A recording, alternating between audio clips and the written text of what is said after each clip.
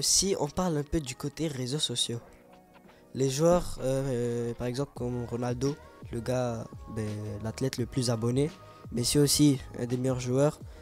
Par exemple, quand ils mettent une de leurs pratiques sur les réseaux sociaux et que tous les jeunes, ils voient par exemple, leur story ou leur post, ils veulent tous, par exemple, commencer à dire: oh, lui, il est chanceux. Mais pas il est chanceux, mais il a quand même perfectionné. Mais moi, je vais devenir comme lui, par exemple.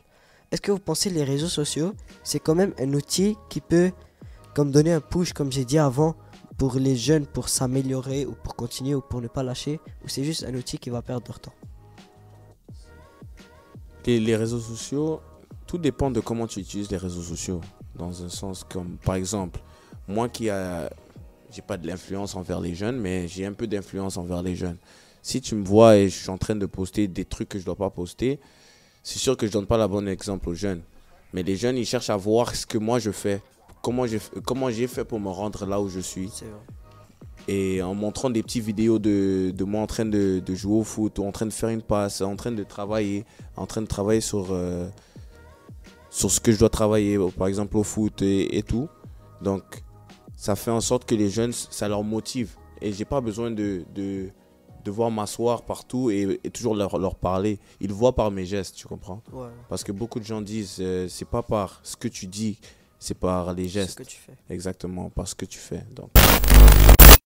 Donc, un message pour les jeunes d'aujourd'hui, pour par exemple les... J'ai pas le mot dans la tête, mais genre pour leur... C'est ça, merci Pierre. Un message pour les jeunes d'aujourd'hui en 2025 pour les motiver, pour qu'ils continuent le foot, pour qu'ils se concentrent sur tel sujet. C'est quoi votre message d'aujourd'hui? Euh, c'est- Moi, je veux dire ça. Je veux dire un mot en anglais. C'est le timing. Le timing. Chaque Cool. personne a son Cool. timing. Chaque personne a son timing dans un sens que chaque personne a son temps.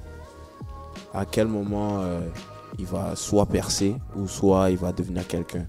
C'est juste une question de patience et continuer à travailler et jamais lâcher l'affaire. Si tu veux devenir footballeur, basketteur, joueur de hockey ou même ouvrir ton propre podcast, ça se peut que éventuellement tu vas ramener un Ismaël Koné ou un Moïse Bambito, on ne sait jamais, tu vois.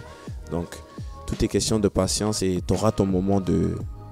Exact. Tout vient par la pratique. Et par exemple, ça va pas être par exemple comme moi, j'ai commencé mon premier podcast quand même par une bonne personne qui est quand même populaire, qui a perfectionné professionnellement lors de sa carrière. Mais par exemple, on peut pas commencer directement par Messi, Ronaldo dans le podcast. Tout vient, c'est comme quand tu montes des escaliers. Exactement. Je veux savoir, c'est quand tu as commencé Bon, moi j'ai commencé, je pense que c'était vers le mois de novembre, avant décembre.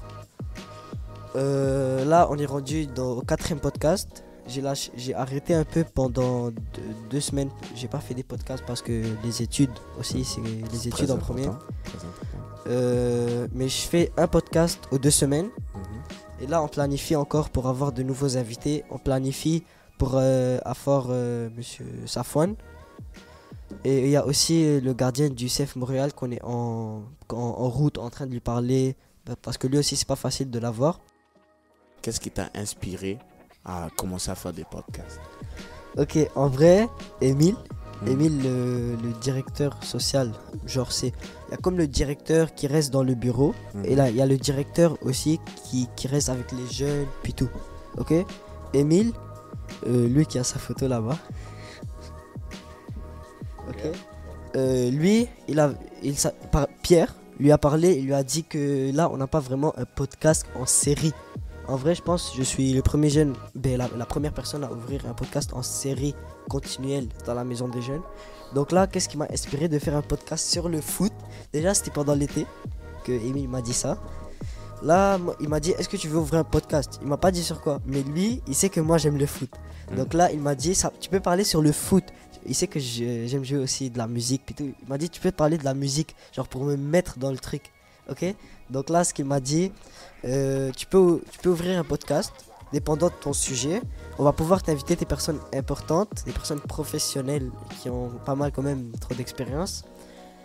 Et là, moi j'ai dit d'accord. J'ai dit je vais penser. Prochaine fois, je reviens à la maison des jeunes, je vais donner la réponse. Là, je suis parti. Déjà, j'ai commencé à savoir ça va être de quoi mon podcast si j'ai fait un podcast. Genre, j'étais pas vraiment in de faire. Là, j'ai fait des recherches sur ce que moi je fais. En vrai, dans la vie, je fais trop de trucs. Mais un de mes meilleurs sports que je fais le foot et le ping-pong. Bon, vu que le foot, je pourrais quand même avoir beaucoup d'invités qui sont spéciaux, discuter sur pas mal beaucoup de sujets. Donc là, j'ai dit d'accord, Emile, je vais faire un sujet sur le foot.